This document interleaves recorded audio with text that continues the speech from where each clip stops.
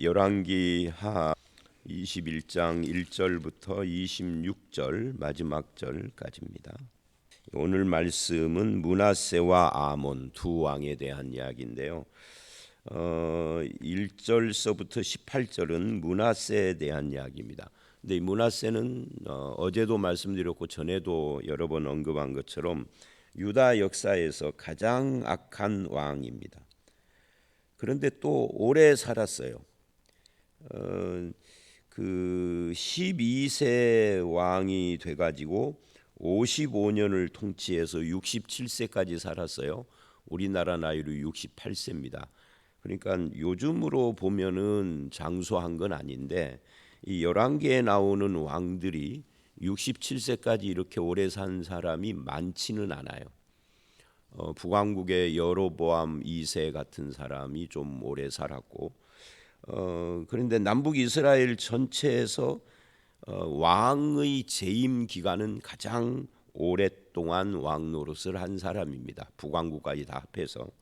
그런데 그 오랫동안 왕 노릇을 했다, 그리고 오래 살았다 하는 것이 결코 복되지 않다 하는 것을 이 므낫세가 보여주고, 우리는 성경 이제 이런 부분이 나올 때마다 제가 계속 반복 강조를 하지만 오래 산 장수가 축복도 아니고 많이 가진 부자가 축복도 아니고 성경적으로 성경이 말하는 축복이라는 것이 세상과는 완전히 다르다는 것을 인식해야 되고 받아들여야 되고, 나도 그렇게 내 생각을 확실하게 해야 할 필요가 있어요. 이 가장 오래 살았고 가장 오래 통치를 했던 왕이니까 뭐 가난했겠습니까? 부자지. 그런데 가장 나쁜 놈이고 가장 하나님 앞에서 죄가 큰, 말하자면 이스라엘이 멸망이 히스기야 때 단초를 제공을 하고 이 므낫세부터는 완전히 나라가 내리막길로 꽂혀요. 그래서 그 아들 아몬이 왕이 되고, 아몬이 반역으로 이제 19절서부터 26절에서 죽고 난 뒤에 세워진 요시야는 자연스럽게 왕이 된 게 아니라 반역한 자기 아버지를 죽이고 그 아들을 세운, 그런 8살 때 왕이 돼요, 요시야가. 근데 이 요시야가 유다의 마지막 믿음의 사람이죠. 그리고는 나라가 요시야의 아들 때에 망합니다. 그러니까 이 출발이 히스기야였다 하는 것이 안타깝죠. 왜냐하면 히스기야는 믿음의 사람이었었는데. 그래서 이런 생각도 해봅니다. 이 요시야가 2절을 보면 여호와 보시기에 악을 행하여 라는 평가를 받는데, 세상 보기에죠. 세상 보기에, 즉 세상 기준으로는 이 므낫세 같은 사람, 제가 요시야라고 했나요? 므낫세 같은 사람을 복된 사람이다라고 하지만 하나님이 보시기에는 이런 사람들은 악한 사람이다. 즉 신약식으로 말하면 하나님의 생명책에 기록되지 않은 사람이다. 왕 노릇을 하고 부자고 장수하고 출세하고 뭐 자식이 잘 되고 해도, 자식도 잘 됐죠. 왕 됐으니까. 왕보다도 높은 자리 없잖아요. 하나도 하나님께는 복스럽지 않다 하는 것을 우리는 알아야 되고, 그거보다 더 중요한 것은 어떻게 믿음의 부모 밑에서 태어난 아들이 이렇게 가장 악할 수가 있을까? 그래서 이런 생각을 해봅니다. 이미 말씀드린 것처럼 므낫세가 왕이 된 것이 12살이니까 히스기야가 병을 낳고 연장 통치를 한 것이 15년이라. 그래서 히스기야가 15년 생명 연장을 안 받았더라면 태어나지 않았을 놈이다. 그러니까 그것도 아쉬운 부분이고, 한편 이제 죽을 병에서 고침받은 지 3년쯤 됐을 때 태어난 아들이니까 얼마나 오냐 했겠어요. 참 하나님이 나에게 복 주신 거다라고 하는 생각도 들었겠고, 히스기야에게 죽을 병에서 살아나기 이전에 아들들이 있었는지는 성경이 말하지 않아서 모르지만, 혹시 몇 명 있었다 해도 이 아들이 더 귀했겠죠. 죽을라다 살아나고 하나님의 은혜로 됐으니까. 그래서 오냐오냐 키웠을지도 몰라요. 성경은 1절 침묵을 합니다. 그냥 짐작을 해보는 겁니다. 그래서 교만해지지는 않았을까, 이런 생각도 해봅니다. 므낫세는 히스기야가 곤고할 때 하나님을 찾은 모습, 그런 모습을 본받지 못하고 형통할 때 교만한 것만 보고 자란 사람일 수도 있고요.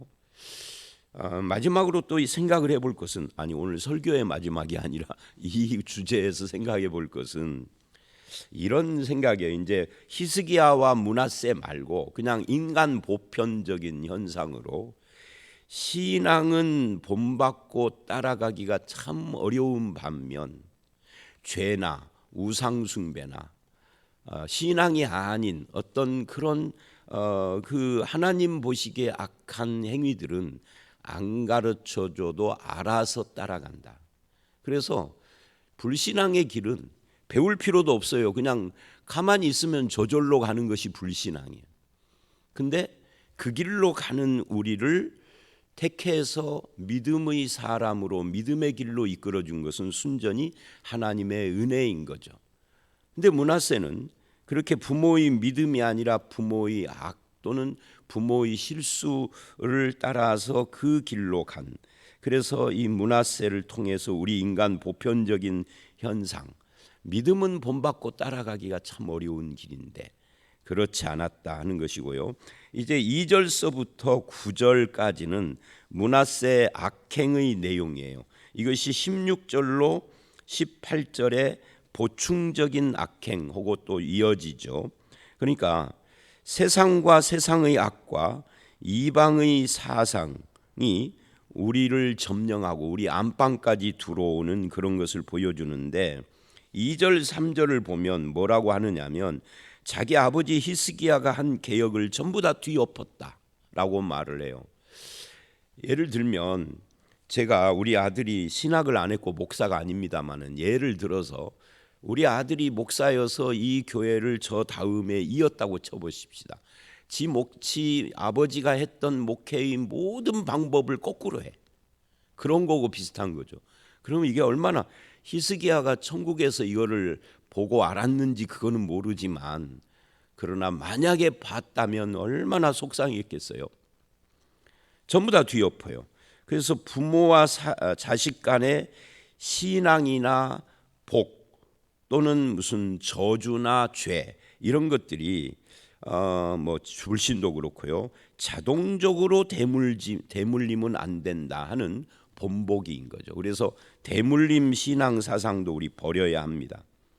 뭐 저에게는 애초부터 없었지만 그놈의 책, 가게에 흐르는 저주라고 하는 뭐 스테디셀러가 된 수백만 권이 우리나라에서 팔린 그 책의 악한 영향, 여러분 뇌리에서 사라지게 해야 합니다. 그런 건 없습니다. 성경이 계속 말하잖아요. 지금 결국 본인의 성품, 본인의 믿음, 본인의 생각, 본인의 사고방식의 문제지 대물림의 문제가 아니다. 그 다음에 4절로 7절을 보면 이제 이 므낫세가 미신 행위를 하는데 어디서 하느냐면 하나님의 성전에서 해요. 그래서 성전 두마당이라고 그래요. 이 두마당이 뭐냐면, 성전은 뜰 또는 마당이 둘로 나눠져 있어요. 구역이 유대인의 뜰, 이방인의 뜰, 그리고 제사장들과 일반인들이 갈 수 있는 곳. 제사장이 갈 수 있는 곳과 일반인들은 이렇게 또 분리돼 있고요. 그러니까 그런 성전의 그러니까 우리 교회로 말하는 교회 앞마당인 거죠. 교회 앞마당과 주차장.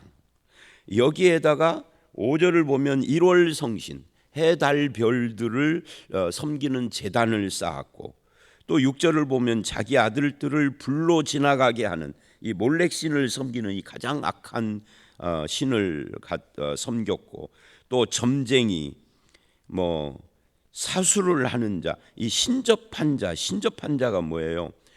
말하자면 무당을 말하는 건데, 무당도 여러 개가 있거든요. 학습무, 공부해서 된 무당, 세습무, 지 부모가 무당이어서 세습 물려받은, 거기도 세습이 있어요. 그리고 직접 신내림을 받은 무당. 그래서 무당 믿는 사람은요, 세습무나 학습무보다 직접 신내림 받은 사람을 용한 무당이라고 그래서 더 인기가 있고, 말하자면 그 뭐예요? 그걸 복채라고 그래요. 뭐라고 하여튼 그런 것도 더 세게 낸답니다. 그러니까 여기서 말하는 신접하는 신을 접한 자니까 말하자면 신내림 받은 무당이에요. 신명기에 보면은 이 신접한 자, 신내림 받은 자, 기독교 안에도 있거든요. 신접. 근데 이름을 신접이라고 하지 않고 입신이라고 그래요. 똑같은 이야기요. 신접이나 입신이나. 저는 직접 그런 교회를 몇 년 동안 다닌 경험이, 그런 교회에서 우리 집사람 만났어요. 그래서 저보고 이런 신비주의나 율법주의나 기복신앙이나 이런 것을 알지도 못하고 비판한다라고 하는 사람이 혹 있으면 그 입을 닫아라. 왜냐하면 저는 10대 후반, 20대 후반에 충분히 이 세계의 폐해를 직접 그 교회에서 보고 경험하고 나도 했던 사람이니까. 그러다가 말씀으로 돌아와서 구원의 확신과 신앙의 확신이 섰던 사람이라 아예 그건 아니에요. 그거는 아닌 정도가 아니라 구약에서는 돌로 쳐 죽여라예요. 신약에는 그렇지 않지만. 박수도 마찬가지고요. 이들을 신임하고 그들을 믿었다. 또 3절을 보면 북왕국 이스라엘 아합의 행위를, 아니 남왕국은 다윗의 길로 가야 되는데 왜 북왕국의 왕의 행위를 따라갈까요? 그래서 바알과 아세라를 세우고, 그래서 6절 하반절 하나님의 진노를 일으켰다. 옛 성경에는요, 이 진노를 일으켰다를 뭐라고 그랬냐면 하나님의 진노를 격발시켰다고 그래요. 격발이 뭐죠? 총을 이렇게 방아쇠를 딱 당기면은 땅 하고 나가는 이 그걸 놀이새가 공이를 친다 이런 표현을 하는데, 그러면 땅 하는데 총소리가 옆에서 들으면 엄청 크잖아요. 그러니까 하나님의 진노를 그렇게 격발을 서서히가 아니라 하나님의 진노가 그냥 팍 그렇게 쏟아져 나오게 만들었다는 거예요. 므낫세가 하나님의 진노가 터져 나왔다는 거죠. 다만 하나님의 진노의 방법이 우리의 생각과 좀 다를 뿐이죠. 그리고 7절로 9절 므낫세의 이 죄악의 의미를 뭐라고 하느냐면, 옛적에 다윗과 솔로몬에게 성전을 주시고 약속을 하신 그 말씀을 깨트린 것이다. 엄청난 죄악이다. 그래서 백성들은 하나님의 말씀을 듣지 않고 므낫세의 꾀임을 받는다. 사람들은요, 아까도 신앙의 길은 저절로 못 가고 불신앙의 길은 저절로 가만히 있어도 가는 거예요. 그런데 말씀을 듣고 따르는 것도 똑같아요. 이 므낫세 같은 사람의 꾀임은 아주 쉬워요, 따라가기가. 그런데 말씀을 듣고 따라가는 것은 굉장히 어려워요, 사람들이. 그런 모습을 봅니다. 그래서 핑계할 수 없다. 그래서 결과 9절을 보면 자기들이 쫓아낸 이방 민족, 이 자기들이 쫓아낸 이방 민족의 그 모습보다 더 악한 자들이 되었다고 말이에요. 그러면 하나님께서 가나안 7족을 쫓아내고 이스라엘을 그 땅에 심었는데 그럴 필요가 없게 돼버린 거죠. 이거는 그래서 여기까지를 놓고 보면 가정이든 국가든 단체든 기업이든 교회든 중요한 게 뭐예요? 지도자죠. 리더가 중요한 거죠. 그 리더의 영향, 그 사람이 어떤 길을 가느냐에 따라서 국가라면 백성이, 교회라면 성도가, 가정이라면 가족이 따라가는 거예요. 단체도 그렇고 직장도 그렇고. 그런 이야기를 쭉 하고요. 10절로 15절은 그래서 하나님의 심판을 하시는데 이 므낫세의 악행의 뿌리가 얼마나 깊은지, 그 므낫세의 악행이 어디까지 가느냐면 15절에 이는 애굽에서 나온 그 조상 때부터 오늘까지, 출애굽을 BC 1500년대 했어요. 그때부터 지금 이스라엘 유다가 멸망할 때 이때가 지금 600년 때 685년경이에요.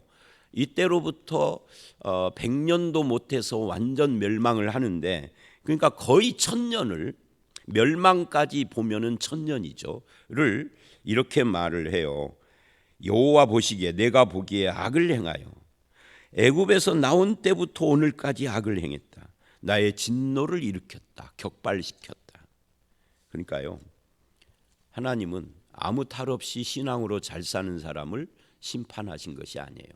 천년을 참으시다가 심판하신 거예요. 성경을 읽을 때 그거 주의하시라고 제가 여러 번 말을 했죠. 성경을 그냥 평면적으로 읽으면 맨날 하나님은 심판한대. 그런데 심판 딱 한 번 온 거예요. 1000년 만에. 근데 그걸 사랑하셔서 계속 경고를 하시는 거죠. 제발 좀 심판받을 짓으로 나가지 말고 좀 돌이켜라라고 경고하신 거죠. 그리고 16절로 18절 므낫세의 추가 죄가 뭐냐? 무죄한 자의 피를 심히 많이 흘린 것이다. 가득했다 그러죠. 피가. 그 악행의 깊은 뿌리가 출애굽부터 시작을 해서 그 무죄한 피를, 그래서 이 종교의 악함, 하나님 앞에서 악함은 반드시 그 삶의 다른 영역, 종교의 악함이 다른 영역인 정치, 가정, 사회의 문제에도 악한 모습으로 영향을 끼치는 거예요. 그러니까 하나님을 불경하는 데서 불의와 죄악이 나오는 거죠. 이렇게 해서 므낫세의 삶이 처리가 됐고요. 19절로 26절은 그 아들 아몬이 왕이 되는데 22세의 왕이 돼서 2년을 통치하고 신복들의 반역으로 죽어요. 이 아몬을 보면 아까 제가 말씀드린 불신앙과 죄악은 안 가르쳐줘도 저절로 따라간다. 왜냐하면 인간은 본성이 죄 가운데 있기 때문에 그래요. 아담의 타락 이후로 하나님의 창조는 선했지만 타락의 영향으로 본성이 죄 가운데 있죠. 그리고 이것을 죄 가운데 본성이 있다를 축약해서 죄성을 가졌다 이렇게 이야기를 하는 거죠. 그래서 죄의 길은요, 불신의 길, 죄의 길은 그냥 저절로 있어도 따라가는 거예요. 그게. 근데 신앙의 길, 의로운 길은 하나님의 은혜 아니면 안 되는 거죠. 근데 우리가 하나님의 은혜를 받은 하나님의 자녀, 믿음의 사람이 된 것, 그거 자체가 축복인 거죠. 그래서 그의 삶의 평가를 자기 아버지 므낫세의 행함같이 악했다. 그리고 아버지 이 조상의 악행을 본받는 것. 여러분, 조상을 본받는 것은 효도가 아닙니다. 조상의 선한 것을 본받아.